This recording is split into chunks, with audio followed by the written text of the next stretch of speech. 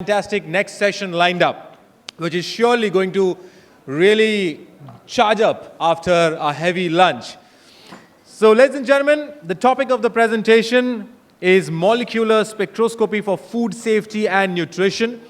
And to make sure the presentation is even more exciting, we have not one but two esteemed speakers who would be talking on this subject. So please help me welcome, ladies and gentlemen, with a big round of applause, Dr. Dilip Raut, Channel Manager UVNN Analytical Instrumentation Group from Thermo Fisher Scientific. A big round of applause to Dr. Dilip. And joining Dr. Dilip in this presentation, or his co-presenter, would be Mr. Jitendra Kumar, Sales Manager for Thermo Fisher. A big round of applause to Mr. Jitendra Kumar as well. So, Dr. Dilip and I'll come back. Jitendra, I think it's a great session which you're both going to have, and what better than two presenters to make things even more better. So all over to you. Looking forward to a great joint session. Yeah. Thank you, Soumya, for our introduction, and really appreciate Cenex for arranging this wonderful summit. Since morning we are hearing a wonderful panelist discussion and as well as the corporate presentations. So today I'm going to be presenting I'm with my colleague regarding the analytical tools which are used for which are used for food safety and nutrition. Now during the presentation by Arun sir, he was mainly talking about the regulations that are going to be introduced in this market for the safety as well as to understand the nutrition in the product. Also, when we talking about when we hearing about the panelist discussion, it was mainly focused on understanding the nutrition. What is the nutritional value that it will bring on the table of the customer? And that is where the analytical tool is being used for understanding both how we can ensure the products, the food safety, by understanding what are the contaminants, or if they are counterfeit, what will be, what kind of adulterants they are going to be put in that in the food, and that we need to understand. More, or also for the nutrition, we need to understand the nutritional value. What is the amount of the fat or protein or whatever nutrients you are going to present to the customer, of your customer. You should know what is that, what is the value, how much is the protein content and fat content, or all those. And for that, the analytical instruments plays an important role.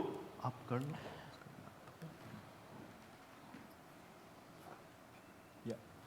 So we are from Thermo Fisher. Thermo Fisher is a very big company in analytical instruments. We have around 100 colleagues working all across the globe. It's for around now 45 billion company.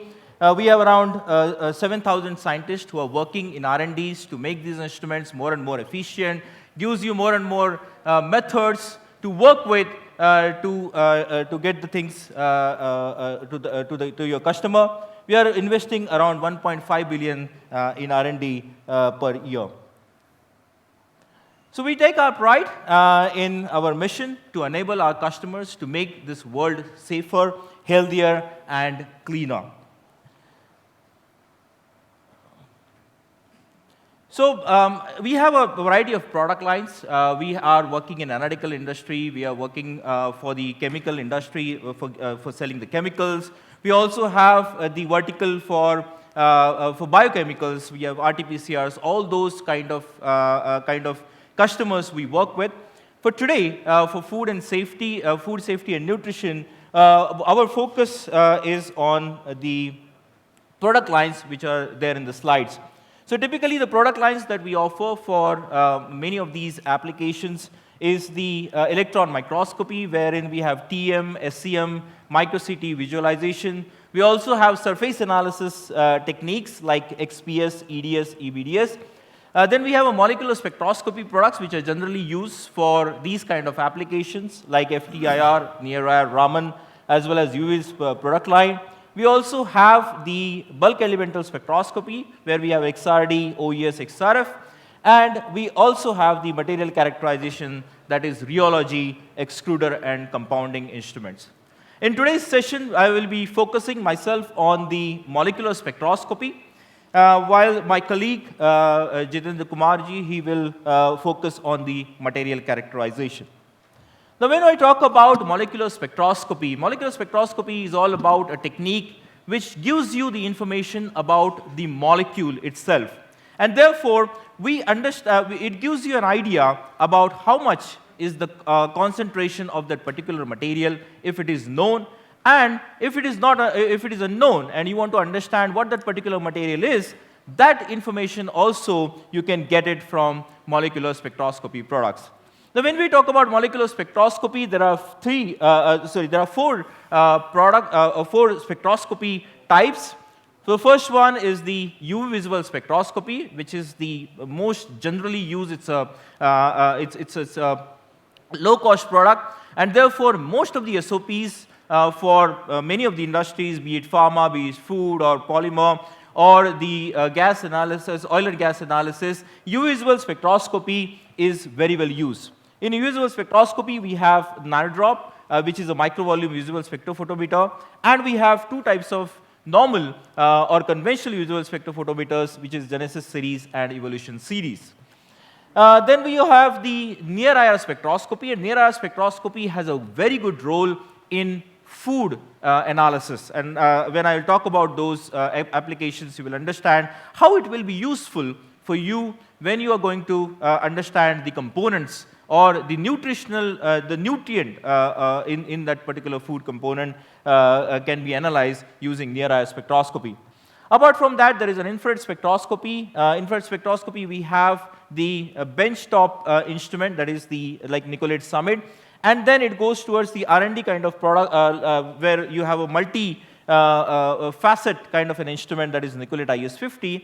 But along with that, and where now the food industry, when it is will be moving forward with the regulations, when the packaging, and sir was talking about the packaging industry, the packaging material, which will be again crucial when you are going to sell the product, then that time the microscopy is going to be very useful. So microscopy will not be only useful for understanding the packaging material, but it also will be useful to understand the contaminants that will be introduced either from the raw material or from your product when you're making a product, or after you get the finished product. Those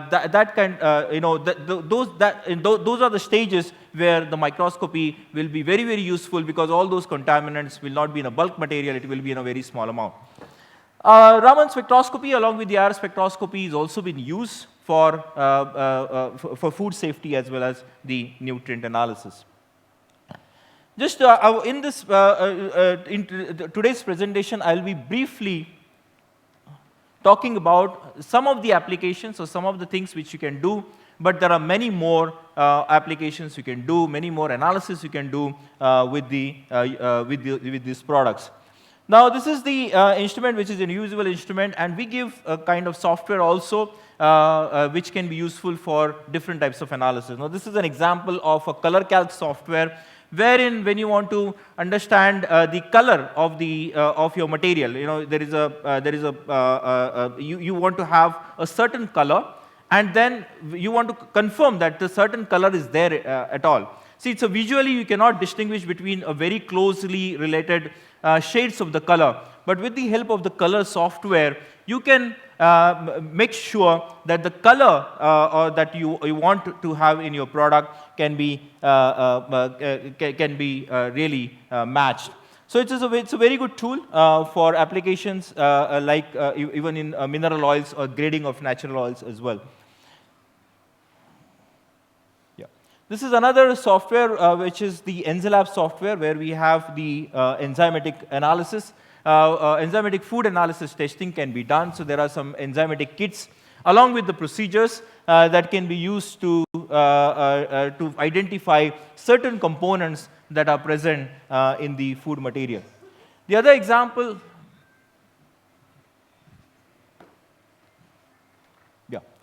This is another example of the wine analysis where you want to understand the different types of different ingredients in the wine.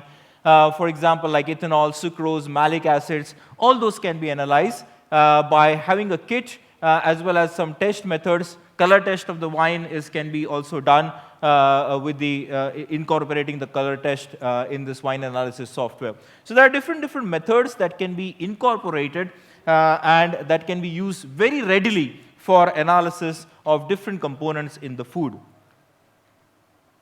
Yeah, this is for the beer. So for beer craft, this is a beer craft analysis which can be used for analysis of different constituents. For example, like alpha and beta acids can be analyzed. Yeah. So this is beer bitterness, alpha amylase. All those methods are there in the software for analyzing those kind of parameters. Now, that was all about usable spectroscopy, but as I said, many more things you can do with usable spectroscopy, curcumin analysis. There are many methods in FSSAI guidelines which can be analyzed using usable spectroscopy.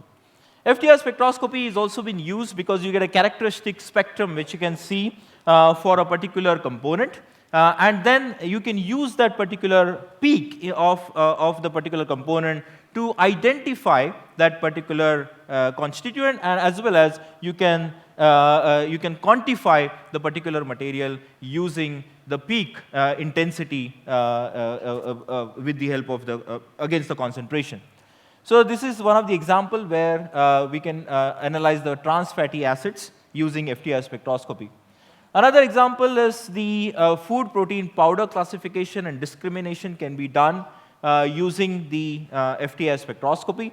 So that's like, for example, here in this case, you can use a particular bands like carbohydrate bands, amide bands in the spectrum in order to classify different types of the material from the different grades. Now, as I said earlier, NIR spectroscopy plays a very good role, a very important role in food analysis. The reason is the NIR as a spectroscopy can be used not only at offline, but you can use it at line, online, as well as inline. So you can have it not only from R&D stage, you can take it to a manufacturing stage. You can move your instrument to the manufacturing stage, and you can then do the process monitoring using NIR technology. It's a very cost-effective technique. You don't need to prepare your samples, very non-destructive in nature, and therefore, NIR spectroscopy is very well used for food industry, typically because you have a possibility of a probe that can be taken to the sample or taken to the food, even if it is in the plastic bag, and you can analyze the material inside a plastic bag. So it's there are different ways we can do it. Like you can use it for the liquids, you can use it for solids, as well as with the probe, you can have a remote sampling as well. So one of the example is the proximate analysis of skim milk powder, wherein you can do the analysis of protein, fiber, ash, fat, or starch. So you can see there are many parameters that can be done with the help of the different techniques. For example, Geldal can be used for analysis of protein, while for combustion methods is used for ash, while the loss of drying is used for the moisture analysis. But with the help of the NIR technique, you can do all three along with the other constituents very rapidly. So you can see the time, analysis time for Geldar is around 2 to 12 hours. There are several hours for combustion. In NIR, it happens in 20 seconds.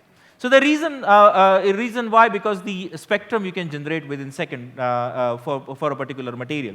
And once you create a calibration curve using all these methods, so typically NIR method will be developed from Geldal method for the protein analysis. But once you establish that method, then within a minute, you can get those parameters. So once but you have to create a method for that. Once you create a method, all the analysis will be happening within seconds.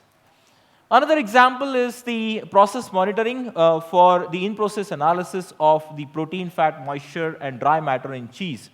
So, the current methods are like, for fats is like you have to use the concentrated H2SO4 breakdown, all those sample preparation is required. But once you create a method with the NIR, you can even monitor it during the process as well.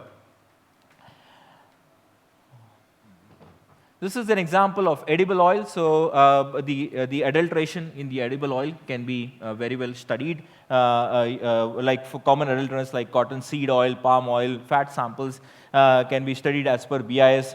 The two oil blended should be 80-20, and if there is any adulteration, you can do it readily with the help of NIR technique. So this is an example. Yeah, so this is how the PCA analysis can be done, and then once you take the spectrum, it can show you where the particular sample lies, and then you understand what kind of the adulterant is used in that particular sample. Now, this is an example of nutraceutical ingredients. There are many nutraceutical constituents that can be identified using NIR technique. Now, typically for dietary supplement manufacturers, they use HPTLC or HPLCs for the testing. But this is the study wherein they have done the analysis of 65 types of nutrients using FT-NIR technique. And now, because it's a technique, it's an instrument that can be taken from the lab to the warehouse. So it is an easy way to analyze with a very less time for the analysis.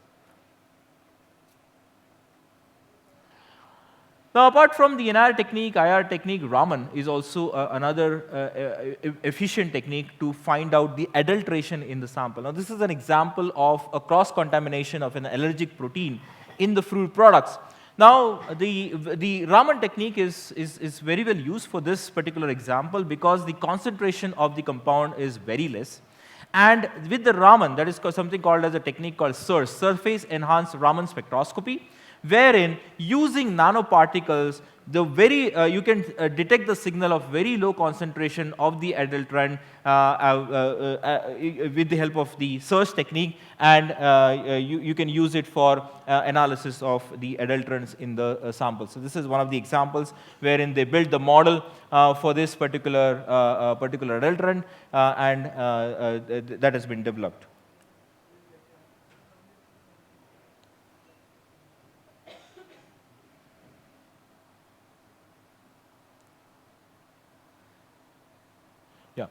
This is an example of the packaging material. Now, packaging material also plays an important role in order to keep your food sample in a proper state. So when you are selling it in the market, it should stay it's in condition for a very long time, and therefore you have to have a multi-layer packaging film. Now, that packaging film can be analyzed using a microscopy technique. You can use either a Raman microscope or an FTIR microscope to understand what are those. So, if you're buying, buying that particular material, then in order to verify whether you are getting the same material in a packaging multi-layer films. So whether it's if you are looking for polyethylene as a first layer, aluminum as a second layer, and then so on and so forth, that can be ensured, and the thickness also you can get it from the Raman microscopy or FTIR microscopy. So it's another tool which can be which can be used for the packaging material analysis.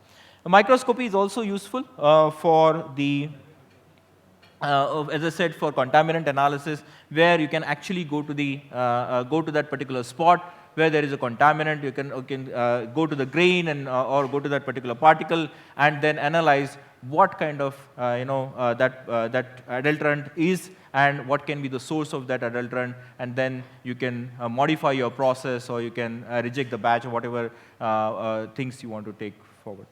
So this is from the vibrational side. I'll request my colleague for the material characterization.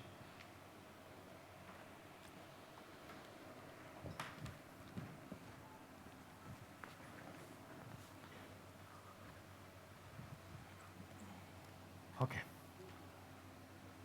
Back slide, please.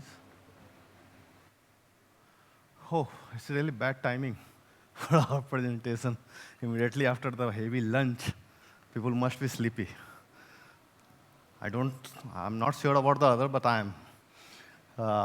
And if you are not feel sleepy, it means your foods are not good.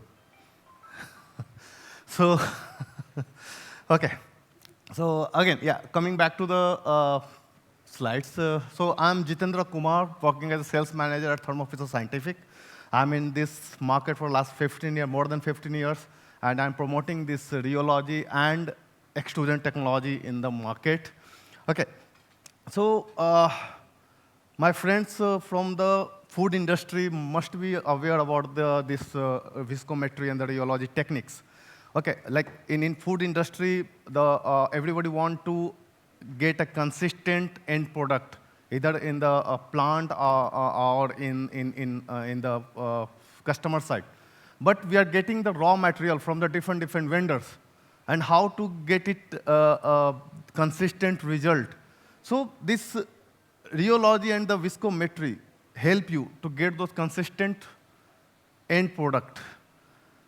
When we talk about some technical terms, rheology and rheology is just nothing. It's a science of flow behavior, and viscometry is the viscosity, the thickness of your product, and how it affect the product when you are in the production stage or in the consumption stage at the time customer end. Okay, so.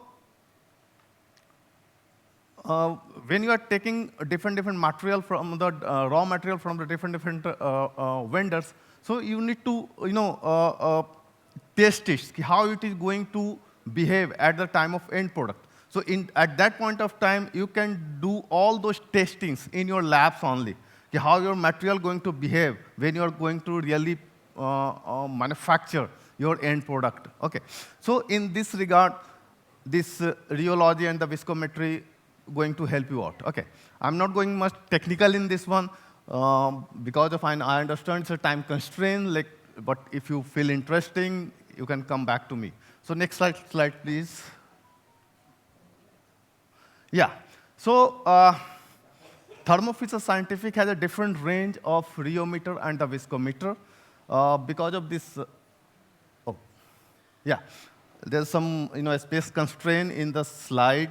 We have two more model at entry level, okay, which we call it real viscometer. We have even handheld viscometer where you can use those handheld viscometer to check your raw material at the site of entry gate only, and you can reject or accept those raw material at the time of entry only. Okay. Then we have a falling wall viscometer also, which is very much popular in different industry. Then we have this viscotester IQ series. This is, you can say, it's in between the viscometer and the rheometer, because it will give you the rheological behavior also, like viscosity trend against the different shear rate, okay, or shear stress, how it is going to behave, your sample, or even again the different temperature condition. Like when you're producing your product in one part of India, suppose that in Radisson, and you're transporting your material to the colder region in some place in Kashmir or Siachen. So, the property of that material must be the same. For example, very common example, the toothpaste. Either you can carry the toothpaste using in Delhi or Rajasthan or anywhere, it must be. It should not freeze in Siachen. So it is very much rheologically proven material is that. Okay. For another very interesting example, Heinz ketchup. When you use those ketchup, if it is a branded ketchup, so irrespective of the temperature in Delhi, it will flow like the same, just some pressure from the bottom and ketchup will come out. But if you are using a local ketchup, so in summertime it will flow like anything. Okay, and in winter time you need a hammer to take those ketchup out of the bottle. So if your product is really good, tested on the rheological things, rheological parameters, so you are going to consistent result. Okay. Then we have another series. It's a Mars IQ series. This is a rheometer, and we have where you have a lot of modularity. Mars stands for Modular Advanced Rheometer System. Modular, it means ki as per your application, as per your sample, as per your different requirement, as per the different application, you can change the machine. Not machine, you can change that, some accessories, and that machine is ready for your different application. Same as we have a top-end model, Mars 4060. Again, this is a modular attachment, but some more attachments here. You can even attach FTIR, what my friend Dilip, presented earlier. What generally we do the FTIR spectra and the rheology separately. But here, what you can do, you can both rheology and FTIR spectra you can get simultaneously. Under rheological, under shear condition, how this spectra is going on. If something happening inside the sample under shear condition, it means that there's something happening at the molecular level. So those things you can get with the help of rheometer and the FTIR at the same time. Next slide, please. Okay. This is another product line what we represent or manufacture at Thermo Fisher Scientific is an extrusion line. Okay. We are showing here is a meat analog, which is hot cake in the market right now. Everyone is talking about the meat analog, and meat analog. So we have a different range of extruder, which can go into the R&D level to some scale of the production level for different application. One of application is the meat analog. You can use those extruder for the packaging. We have installation in packaging industries. Okay. So this. Next slide, please.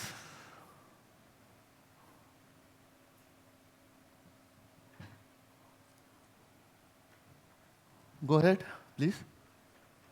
Okay, yeah. So this is the range of our extruder. We have a twin screw extruder ranging from, like you can handle product from 5 gram to 50 kg. Just imagine a twin screw extruder can run your 5 gram of sample. It means that you are avoiding a wastage of your much material. Like in any industry, raw material or your samples are really costly. To buy a machine is a different thing, and run the machine 24/7 for R&D purpose is a different thing. So if you are minimizing your wastage, it means you are really saving a lot. Okay. So we have a different models. There's as minimum as 5 gram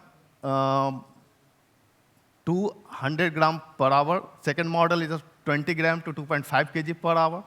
This second model is a parallel twin screw extruder with a different, the barrel. Barrel has a different heating zones. We have 8 different heating zones in the barrel which are independently controlled.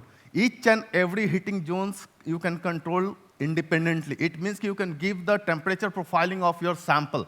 And for meat analog, we developed a very patented cooled slit die. Okay, because to give an anisotropic structure to your product, like generally people are using pea protein or soya protein for that one. But to give those pea protein or soya protein an anisotropic structure, fibrous structure, you need to cool down your sample immediately after the coming out of the barrel. So we have developed with the KIT, Karlsruhe Institute of Technology, developed this cooled slit die, which cool down your sample immediately after taking out the barrel. And accordingly, we have an even pilot model where you can prepare or manufacture or taste your sample up to 15 kg per hour, and we have a maximum up to 50 kg per hour. So this is our extruder range.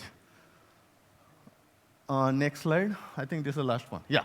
So for any query, any question, you can come to us. And one thing I want to mention here, we have one lab at FSSI Ghaziabad. We had a lot of instruments. With the help of those.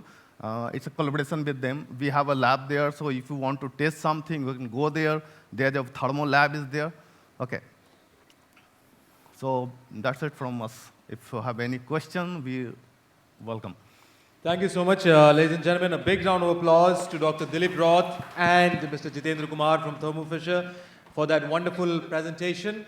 And as I think Dr. Dilip and Jitendra has mentioned, the entire team of Thermo Fisher is there today and also tomorrow. So please reach out to them in case you have queries. They're one of the market leaders for sure.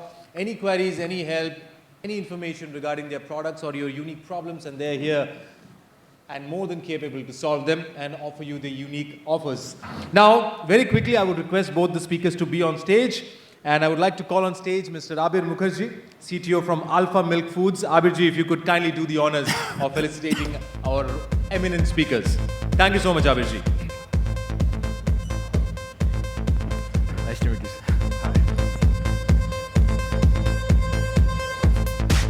A big round of applause, ladies and gentlemen. Again to Dr. Dilip Raut, Channel Manager UVNN Analytical Instruments Group from Thermo Fisher, and Mr. Jitendra Kumar, Sales Manager from Thermo Fisher, He's asking us to for that wonderful presentation on the topic of molecular spectroscopy for food safety and nutrition. Thank you, sir. Yeah, thank you, sir. Thanks, sir. Thank you so much, Dr. Dilip. Thank you so much, Jitendra. And thank you so much, Abirji, for doing the honors.